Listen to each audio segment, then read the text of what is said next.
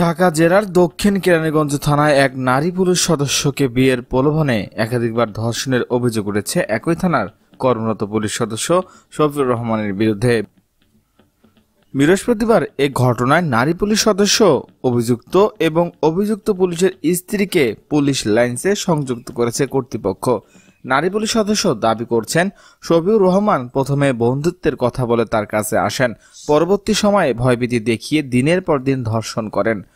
অভিযোগ অনুযায়ী তিনি চলতি বছরের ফেব্রুয়ারিতে আশুলিয়া থানা থেকে বদলি হয়ে দক্ষিণ কেরানীগঞ্জ থানায় যোগদানের পর শফিউর রহমান তার সঙ্গে পরিচিত হন এবং গত রমজানে ঈদের পর এক রাতে বেড়াকে একা থাকার সুযোগে তাকে রুমে ডেকে ধর্ষণ করেন। সে ঘটনায় ভিডিও ধারণ করে শফিউর রহমান তাকে হুমকি দেন এবং ভিডিও ছড়িয়ে দেওয়ার ভয় দেখিয়ে নিয়মিত শারীরিক সম্পর্ক করতেন তিনি আরও অভিযোগ করেন, থানা সৈয়দ মোহাম্মদ আক্তার হোসেনকে বিষয়টি জানানো হলেও মামলা নিতে গড়িমসি করেন।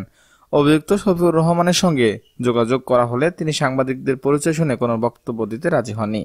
এ বিষয়ে ওসি সৈয়দ আহমেদ আক্তার হোসেন বলেন, ওই নারী পুলিশ সদস্য লিখিত অভিযোগ করেনি, মৌখিকভাবে তিনি জানিয়েছেন তার মধ্যে দীর্ঘদিনের প্রেমের সম্পর্ক ছিল এবং অভিযুক্ত তাকে বিয়ে করার প্রতিশ্রুতি দিয়েছিল, কিন্তু শফিউর রহমান বিবাহিত থাকায় তিনি এই অস্বীকৃতি জানায়।